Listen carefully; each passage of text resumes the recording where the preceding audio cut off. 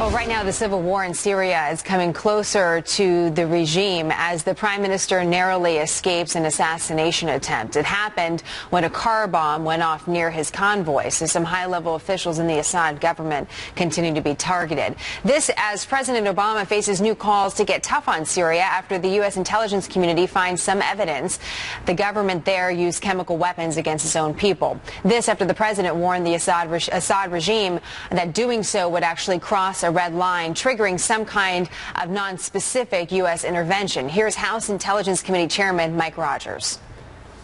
It can't be a dotted line. It can't be anything other than a red line. And more than just Syria, Iran is paying attention to this. North Korea is paying attention to this. So I think the options aren't huge, but some action needs to be taken. While others point to the examples in our past, for example, point to Iraq and urging the president to make sure that he has all the facts before taking action. I appreciate his deliberate approach to this. You know, we've had a little problem with going to the UN with the idea of weapons of mass destruction before, so we certainly want to finish the investigation. Jonathan Schanzer is a former terrorism analyst at the Treasury Department, vice president of research at the Foundation for Defense of Democracy. So, Jonathan, a lot of argument about policy and action and what are the facts. But these are the facts. Assad has been killing his own people. The rebels do contain some terrorist elements, and there are chemical weapons. We do know that Syria has chemical weapons. So what are our options? Well, first of all, I think it's important to note that this red line is, I think, an artificial one. I mean, you know, the fact that the United States hasn't done anything while 80,000 people have been slaughtered in Syria, that should be a red line in and of itself.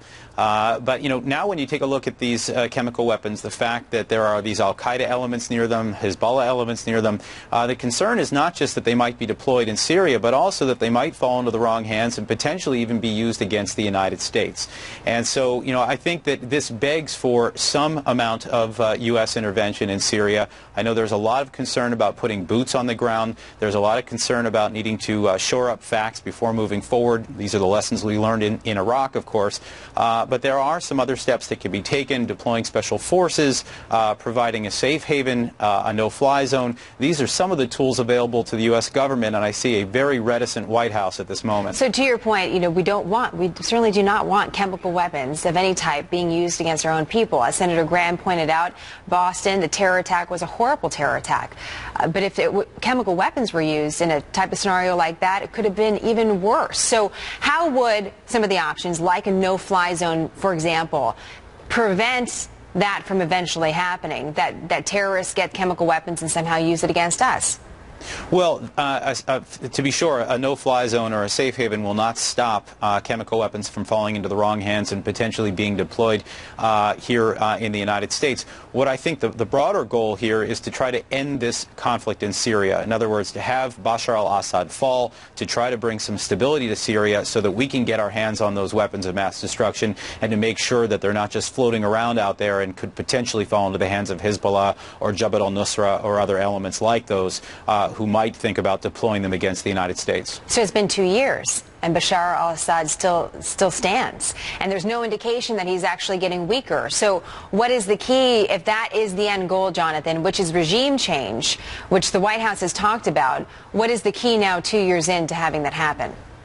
Well, I think the key is having a White House that is committed to doing so. I mean, talking about red lines and then having those red lines be crossed, I mean, that ultimately poses a major challenge to our credibility and I think also underscores the fact that the U.S. really lacks a strategy right now in Syria. We need to take some definitive steps. We're obviously very nervous about doing so. We have a war-weary population here, people who don't want to go back into war after Iraq or Afghanistan. And so I think we need to find some half steps, some intermediate measures that could help bring about a conclusion to this Syria conflict without necessarily deploying our men and women onto the battlefield. David Cameron, the Prime Minister over in the UK, says he's worried. He's worried that what happened in Iraq is unfairly influencing our decisions in Syria. And Jonathan, taking that a step farther, of course, no one wants war. That's not, you know, that's not anything that anybody would like.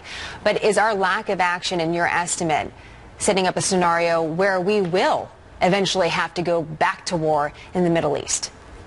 Well, I think we lack credibility right now, and that, I think, bodes poorly for our overall ability to project strength in the Middle East, to be able to determine some of the outcomes that we're looking for, whether it's the Palestinian-Israeli conflict, whether it's staring down the Iranians as they try to march forward towards this nuclear program. If we lack the credibility, if we can't back up our words with actions, well, then I think a lot of these dangerous regimes are watching right now and licking their chops, saying, okay, we've got a week in America, we can pretty much we can do what we please.